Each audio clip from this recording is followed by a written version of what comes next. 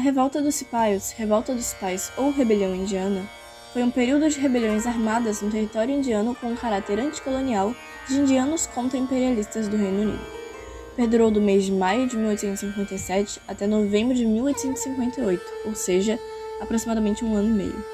A Índia era considerada a galinha dos ovos de ouro dos britânicos, ou seja, era de extrema importância para esses colonos, principalmente por produtos essenciais aos ingleses, como a seda, o trigo, o chá e, sobretudo, o ópio, que era vendido aos chineses, assim sendo uma relação comercial entre Reino Unido, Índia e China. Além disso, o Reino Unido tinha interesses no mercado consumidor indiano, pois a Índia já era um país extremamente populoso. Os bancos ingleses lucravam exorbitantemente com os juros de empréstimos feitos a investidores indianos. Boa parte do território da Índia era administrado como uma espécie de colônia indireta do Reino Unido, pois era de protetorado britânico. Essa administração era provinda da Companhia Britânica das Índias Orientais, que era uma companhia de navegação e comércio ligada ao governo do Reino Unido, criada por comerciantes londrinos e que fazia diversos movimentos colonialistas, sempre visando os interesses comerciais tanto dos comerciantes quanto do Estado inglês. O território indiano no século XIX era fragmentado em diversos estados, dentre esses 3 tinham maior destaque. Primeiramente, o Império Mongol, que havia sido o maior império da história até então, era islã, e seguia uma variação dessa religião chamada sufismo. Ademais, era governada por um imperador. Segundamente, o Império Sikh era de origem muçulmana e cultivava a seita islã do sikhismo, que veio à Índia com a chegada dos árabes. O Império Sikh teve seu fim antes da rebelião indiana, em 1849, depois da Segunda Guerra Anglo-Sikh, em que os ingleses saíram vitoriosos. Entretanto, os líderes dos estados principescos que viriam a se instituir tinham forte influência simbólica para os habitantes da região do antigo Império Sikh. Logo, os britânicos não tinham total controle daquelas regiões. Por fim, o Império Maratha, da religião hindu, tinha um governante denominado Peshwa, que era um primeiro-ministro, o príncipe dos príncipes. Depois da Terceira Guerra Anglo-Maratha, em 1818, boa parte do território Maratha foi dominado pela Companhia Britânica das Índias Orientais, sobrando alguns estados que se tornaram principescos de forte influência britânica. Esses 3 impérios estavam constantemente em conflito, principalmente pela questão religiosa, guerras santas. Assim, a Companhia das Índias Orientais teve um agente facilitador para dominar esses territórios. Os britânicos obrigaram os jovens indianos a participarem do exército da Companhia Britânica das Índias Orientais.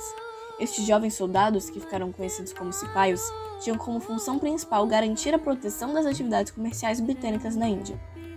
As condições de trabalho dos cipaios eram péssimas, com baixíssimos salários, e eram tratados com preconceitos pelos soldados ingleses.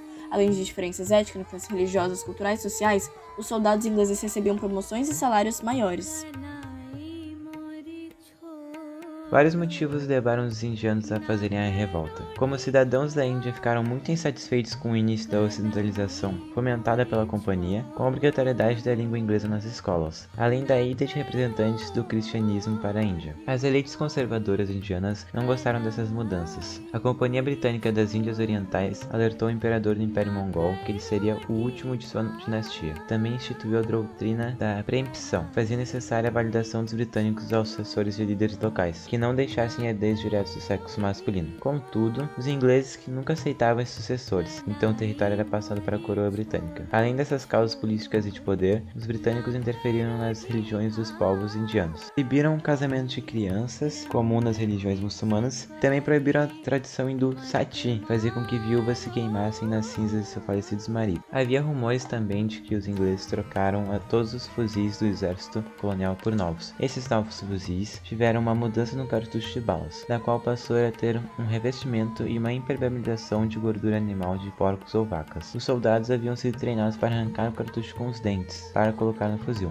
Para sufis e sikhs, o porco é um animal imundo, impuro, então não deve ter contato com ele. Já para os hindus, a vaca é um ser sagrado, então não se pode consumi-la. Como se já não bastasse esses desrespeitos e restrições religiosas, o estupim se deu quando, em 29 de março de 1857, o comando 34º do regimento da infantaria nativa de Bengala, foi informado que muitos homens de seu regimento estavam agitados. O soldado Mangal Pandey estava marchando em frente ao posto de arma do regimento com um mosquete carregado, convocando os homens a se rebelar e ameaçando atirar no primeiro europeu que ele visse. Os soldados ingleses receberam ordem de prender Pandey, e os cipais defenderam o companheiro, iniciando um combate. Pandey acabou preso e condenado à morte, enforcado em praça pública. Juntando todos esses fatores, se deu a revolta dos cipais.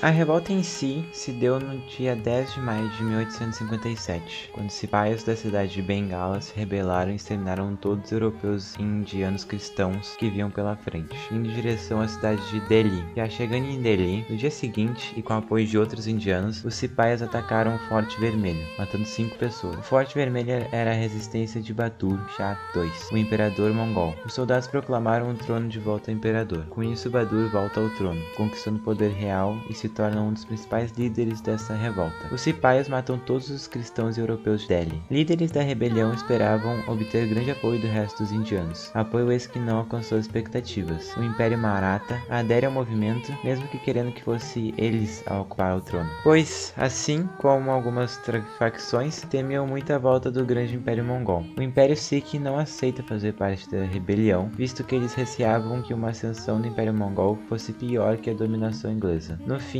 acaba que o sul da Índia não apoia a rebelião, assim como parte do norte. Somente 2 meses após o início da revolta, que os britânicos conseguem reagir, derrotando o maior exército cipai, em Delhi, junto com os Sikhs e outros povos do norte. Os ingleses povoam a cidade de Delhi e, após mais de uma semana, os britânicos tomam conta da cidade e prendem Bahadur Shah II. A partir daí, os ingleses passaram a humilhar os cipais em combate, estabelecendo controle da maioria das regiões. Como consequência, estima-se que 200 mil indianos, entre cipais e civis, morreram em decorrência da revolta. A Índia entra em um estado de grande crise e milhões de pessoas morrem por conta de epidemias e fome. Além disso, a Índia deixa de ser dominada pela Companhia Britânica das Índias Orientais, que acaba por ser extinta, e passa a ser controlada pelo próprio Império Britânico, tendo a Rainha Vitória decretada como imperatriz, em 1877. Por fim, a revolta dos cipais tem uma grande importância para a história da Índia e seu processo de independência, que viria a ser atingido somente um século depois, em 1947. Caso você tenha se interessado pela história, O Motim é um filme de 2008 que mostra a história de Mangal Pandey e a sua rebelião contra os ingleses.